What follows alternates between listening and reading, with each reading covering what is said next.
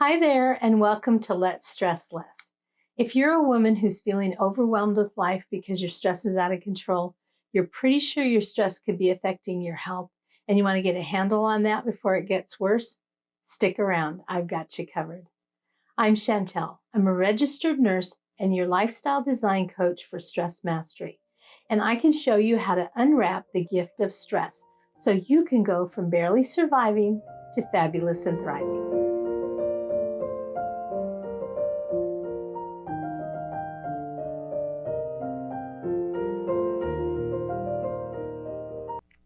Self-care is critical to stress management. In fact, you cannot manage stress without it. And yet, it's so difficult for us to fit it into our overscheduled lives. Why is that? Especially when self-care helps us handle that overscheduled life more efficiently and improves our energy, focus, and productivity. Well, today I'm going to share 5 of the most common obstacles to self-care. See if any of these sound familiar to you. Number 1. You're too busy. And the last thing you're consciously looking for is more to do. When you have a lot of responsibilities, taking care of yourself often takes a back seat. It can already feel like there aren't enough hours in the day, so how are you supposed to fit in self-care too? Part of the problem is how you're looking at it. If you see it as a chore or another thing to do, you'll resist it until your health declines and you're forced to face the fact that you need to start taking better care of yourself. If you see it as a non-negotiable part of life and look for clever ways or new habits to fit it into your schedule without taking large chunks of time out of your day, yes, it's possible, self-care will become easy and seamless. Number 2, you have unrealistic expectations. If you think self-care involves a major makeover, no wonder you aren't doing it or sticking with it. Anytime we try to make changes, we experience resistance and pushback from ourselves and from others. Big change, big pushback. Small change, smaller pushback. And smaller pushback is much easier to overcome. The key is to focus on making small changes and then building on them. And to keep it from feeling overwhelming, use moments that already feel like wasted time, like sitting in traffic, waiting on the phone, or standing in line. And focus on you. Practice mindfulness, breathing, or gratitude. Instead of focusing on how frustrated you are, turn those moments into gifts. Number 3, you feel guilty. If you're a woman, you're very likely trained to believe it's selfish to think of yourself and your needs. We're trained to be caregivers and we're good at it, but we're good at feeling guilty too. Whether you feel guilty about spending time or money or both, you're in good company. But science has proven that it's time to rethink your priorities. Self-care is necessary for your well-being so you can keep giving. There's a well-known saying that you can't pour from an empty cup. If you feel constantly tired, stressed out, and physically or mentally drained, you're going to struggle to take care of others. Most true acts of self-care are free. And those that do cost are an investment, not an expenditure. As far as time, there are so many clever and creative ways to make use of the time you have to incorporate self-care.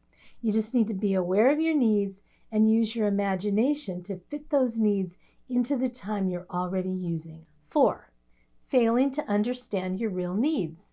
Self-care comes in all kinds of packages. Some are all tied up with pretty bows, and others are unmarked plain packages. But when that package is just what you need in that moment, it's the perfect gift. The trick is learning to recognize what you actually need. That takes a little effort, but it's not hard. Your body is designed to let you know what you really need. The problem is we're so programmed to ignore that message, we've become desensitized to our own needs. We often have the same needs over and over, and the same signals that alert us to those needs. Once you begin to recognize what your body is trying to tell you, and you respond, you'll be giving yourself the perfect gift. And that is how you practice self-care that is effective and meaningful. Number 5, creating a self-care routine is overwhelming. Well, first of all, self-care doesn't need to be a routine, at least not at first. It just needs to fill the momentary need, But once you start noticing recurring needs, it could be time to start incorporating some new habits. If you're always late because you overslept and spent your morning rushing around, which made you angry, frustrated, and off balance, maybe you need to incorporate Mel Robbins' 5-second rule. Make a new habit to never hit the snooze button. When the alarm goes off, say 5, 4, 3, 2, 1, and get up. Maybe you do want to establish a routine. Okay, but don't lay out a full-scale routine on day one. Instead, choose 1 or 2 aspects of the routine you want to employ and work on just those things until they become habits. This only takes a couple of weeks, and then add on 1 or 2 new elements at a time. This process will help you develop a routine over time that is lasting and effective. If you pay attention to what you really need in the moment and respond to that need and continue to work on overcoming 1 obstacle at a time, 1 habit at a time, you'll be giving yourself the perfect gift every day. It won't happen overnight, but it will happen, and much faster than if you try to make it too big or too complicated and then stop altogether. You'll begin to take control of your stress, which will protect your mental and your physical health, and that is true self-care. Which one of these self-care obstacles are you struggling with? Share in the comments below. If you like what you're learning, hit that subscribe button and the little bell so you can be notified when my next video comes out. And tell your friends, after all, stress is contagious and they have it too. My goal is to help you learn to unwrap the gift that stress can be while never losing sight of the reality that unchecked, stress can wreak havoc on your brain, your body, and your behavior. I want you to be empowered to take control of your stress now and course correct to fix some things before your health is at risk for devastating consequences. And I want to help you reframe your relationship with stress so you can fall in love with your new best friend. Join me each week right here for more tips, tools, and valuable insights as you learn how to recognize and unwrap the gift of stress so you can take control of your life, your health, and your happiness as you go from barely surviving to fabulous and thriving. And if you'd like more videos like this, make sure to watch the video on your screen. I think you'll like it. And always check the description box for links to more free tips and tools to help you master your stress. See you next time.